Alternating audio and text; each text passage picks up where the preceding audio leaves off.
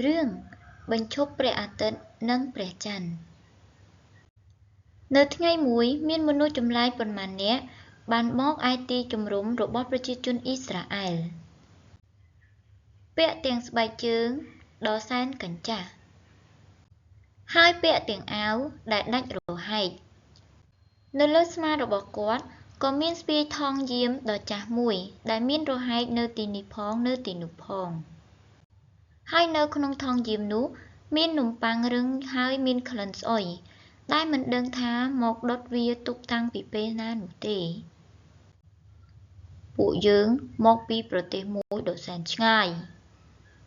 ពួកយើងមកដើម្បីចុះកិច្ចសន្យាព្រមព្រៀងសន្តិភាពជាមួយនឹងជនជាតិអ៊ីស្រាអែល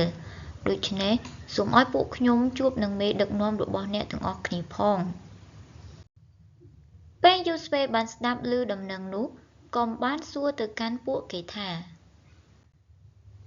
ពួកខ្ញុំមិនដឹងថាពួកអ្នកមកពីណាផង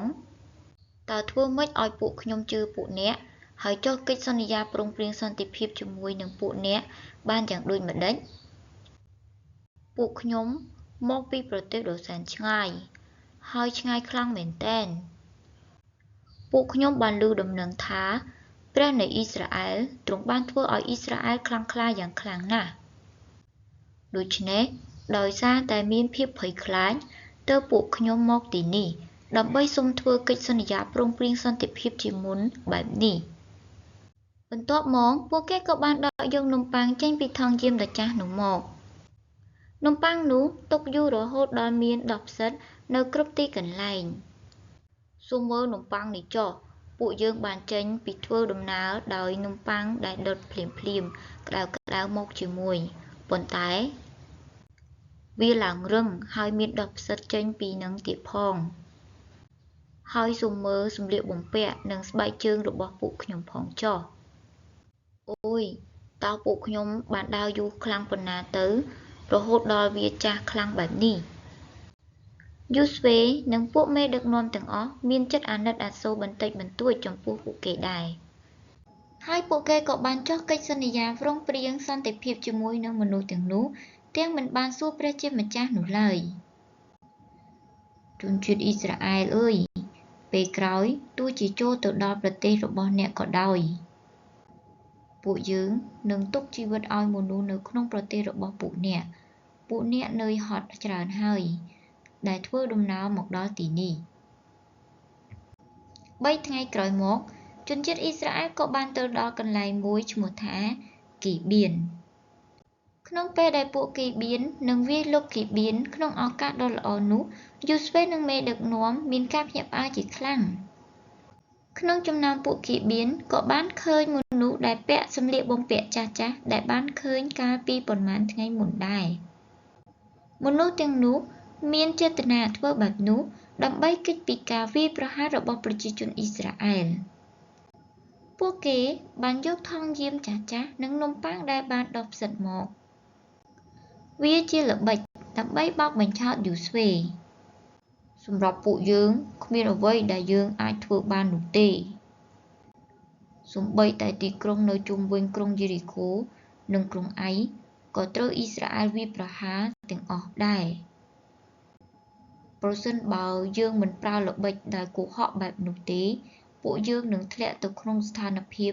ដូចជាទីក្រុងទាំងនោះជាមិនខានយូស្វេក៏មានអារម្មណ៍ថាខឹងយ៉ាងខ្លាំងចំពោះពួកគេហើយប្រជាជនទាំងអស់ក៏រអ៊ូរទាំទៅកាន់យូស្វេផងដែរប៉ុន្តែការសន្យាគឺជាការសន្យាដូច្នេះយូស្វេក៏បាននិយាយបែបនេះថាពីព្រោះតែយើងបានចុះកិច្ចសន្យាព្រមព្រៀងសន្តិភាពដោយនៅព្រះនាមព្រះជាម្ចាស់ដូច្នេះយើងនឹងទុកជីវិតឲ្យពួកអ្នកប៉ុន្តែពួកអ្នកត្រូវតែធ្វើជាទាសកររបស់ពួកយើងហើយត្រូវតែធ្វើការឲ្យពួកយើងជនជាតិគីបៀនក៏យល់ព្រមថានឹងធ្វើបែបនោះពីព្រោះតែការធ្វើជាទាសករវាល្អជាជាងដែលត្រូវបាត់បង់អាយុជីវិតទន្ទឹមនឹងនេះដែរអ៊ីស្រាអែលដំណឹងដែលថាតំបន់នៅជុំវិញស្រុកកាណានត្រូវបានបំផ្លាញជាលំដាប់លំដោយក៏បានសាយភាយឮទៅដល់ស្ដេច អដូនីសេដេកដែលជាស្ដេចនៃក្រុងយេរូសាឡឹមដំណឹងនេះវាមិនអាចធ្វើឲ្យស្ដេចអដូនីសេដេកមិនព្រួយបារម្ភបានទេដូច្នេះទ្រង់ក៏បានសរសេរសម្បត្តិទៅស្ដេចប្រទេសជិតខាងទាំងកំផែងយេរីខូដែលរឹងមាំហើយទាំងក្រុងអៃក៏ត្រូវបំផ្លាញទាំងអស់គ្នាមិនតែប៉ុណ្ណោះពួកគីបៀនក៏បានលុតជង្គង់នៅចំពោះមុខអ៊ីស្រាអែលហើយបានចុះកិច្ចសន្យាព្រមព្រៀងសន្តិភាពថែមទៀតពួកយើងមិនអាចអង្គុយនៅស្ងៀមទទួលការវាយប្រហារបាននោះទេសូមជួយដល់ខ្ញុំផងយើងនឹងវាយប្រហារពួកគីបៀនសូមអ្នកទាំងអស់គ្នាជួយបញ្ជូនទ័ពរបស់អ្នកទាំងអស់គ្នាមកផងដូច្នេះស្ដេចនៃប្រទេសទាំង5រួមទាំងស្ដេចនៃក្រុងយេរូសាឡឹមក៏បានរួមកម្លាំងគ្នាក៏បង្កើតបានជាកងទ័ពដ៏ធំមួយពួកគីបៀនពេលដែលបានឮដំណឹងនោះក៏បានទៅស្នើសុំជំនួយពីយូស្វេយ៉ាងលឿនពួកយើងបានសម្រេចចិត្តធ្វើជាទាសកររបស់ពួកអ្នកហើយគឺមានន័យថាតើពេលនេះពួកអ្នកមិនមែនជាម្ចាស់របស់ពួកយើងទេឬអីស្ដេចនៃប្រទេសជិតខាងពេលនេះពួកគេទាំងអស់គ្នាកំពុងតែវាយប្រហារមកលើពួកយើងហើយសូមជួយពួកខ្ញុំឲ្យលឿនមកភ្លាមនោះយូស្វេក៏បានត្រៀមរៀបចំកងទ័ពហើយពេលនោះព្រះជាម្ចាស់ទ្រង់បានមានព្រះបន្ទូលទៅកាន់យូស្វេថាយូស្វេអើយចូលឯងកុំខ្លាចអ្វីអីសោះយើងនឹងជួយឯងហើយគ្មាននរណាម្នាក់អាចឈ្នះឯងបាននោះឡើយភាពអង់អាចនៃកងទ័ពអ៊ីស្រាអែលដែលព្រះជាម្ចាស់ទ្រង់គង់នៅជាមួយនោះពិតជាអស្ចារ្យជាខ្លាំងទោះជាពួកគេប្រមូលកងទ័ពរហូតទាំងប្រទេសយ៉ាងណាក៏ដោយប៉ុន្តែខ្មាំងសត្រូវក៏ភ័យស្លន់ស្លោយ៉ាងខ្លាំងក្នុងពេលនោះហើយចាប់ផ្ដើមរត់គេចទាំងមានភាពភ័យខ្លាចប៉ុន្តែពេលនោះស្រាប់តែនៅលើមេឃចាប់ផ្ដើមមានធ្លាក់ដុំទឹកកកយ៉ាងធំធំចុះមកដូច្នេះមនុស្សស្លាប់ដោយសារដុំទឹកកកធ្លាក់យ៉ាងច្រើនជាងស្លាប់ដោយការប្រយុទ្ធគ្នាទៅទៀតកងទ័ពទាំង5ប្រទេសក៏បានទទួលការខូចខាតយ៉ាងធ្ងន់ធ្ងរអ្នកដែលនៅរស់រានមានជីវិតទាំងអស់ក៏បានខ្ជះខ្ជាយហើយលាក់ខ្លួននៅក្នុងព្រៃទីនេះផងនៅទីនោះផងវាមិនងាយស្រួលនោះទេក្នុងការដែលស្វែងរកសត្រូវដែលលាក់ខ្លួនយ៉ាងជិតនោះទាហានអ៊ីស្រាអែលបាននិយាយទៅកាន់យូស្វេថាពួកគេប្រហែលកំពុងលាក់ខ្លួនដូច្នេះយើងមិនដឹងថាពួកគេនឹងចេញមកម្ដងទៀតនៅថ្ងៃស្អែកដើម្បីត្រៀមក្នុងការវាយប្រហារយើងវិញនោះទេធ្វើយ៉ាងណាក៏ដោយយើងត្រូវតែស្វែងរកពួកគេឲ្យឃើញទាំងអស់ប៉ុន្តែលោកម្ចាស់យូស្វេពេលនេះព្រះអាទិត្យកំពុងតែជិតលិចទៅហើយពេលវេលាដែលយើងស្វែងរកពួកគេទាំងអស់គ្នានេះវាពិតជាខ្លីពេកហើយប៉ុន្តែបន្ទាប់ពីយូស្វេបានគិតបន្តិចរួចមកក៏បានស្រែកទៅចំពោះព្រះនៅមុខប្រជាជនអ៊ីស្រាអែលទាំងអស់ថាព្រះអាទិត្យដែលមាននៅលើមេឃអើយ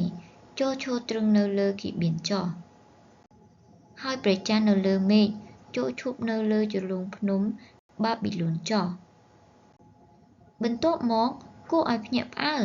ព្រះអាទិត្យនិងព្រះច័ន្ទបានឈប់នៅលើទីតាំងដែលយូស្វេចង់បាននៅតំបន់គីបៀនដែលកើតមានការប្រយុទ្ធគ្នាព្រះអាទិត្យមិនបានលិចពេញមួយថ្ងៃនោះទេហើយមានពន្លឺចែងចាំងថ្ងៃដែលមានរយៈពេលដែលបែបនេះគឺជាថ្ងៃដំបូងហើយសម្រាប់ពួកគេទាំងអស់គ្នាអ៊ីស្រាអែលអាចស្វែងរកខ្មាំងសត្រូវដែលលាក់កំបាំងទាំងអស់ដោយមិនភ័យខ្លាចអ្វីទាំងអស់ពីភាពងងឹតហើយបន្ទាប់មកពួកគេបានដណ្ដើមយកនៅតំបន់ជុំវិញម្ដងមួយ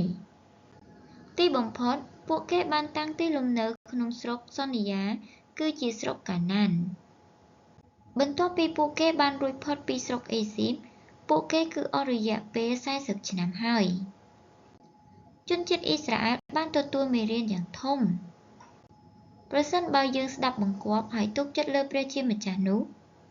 ទោះជាអ្វីដែលយើងមើលទៅហាក់ដូចជាវាមិនអាចធ្វើបានក៏ដោយនោះយើងនឹងអាចធ្វើវាបានតើអ៊ីស្រាអែលអាចរស់នៅដោយមិនភ្លេចនៅដំបូន្មានដ៏សំខាន់នេះបានដែរឬទេ សូមជួបគ្នានៅសាច់រឿងបន្ទាប់ទៀតសូមអរគុណសូមជម្រាបលា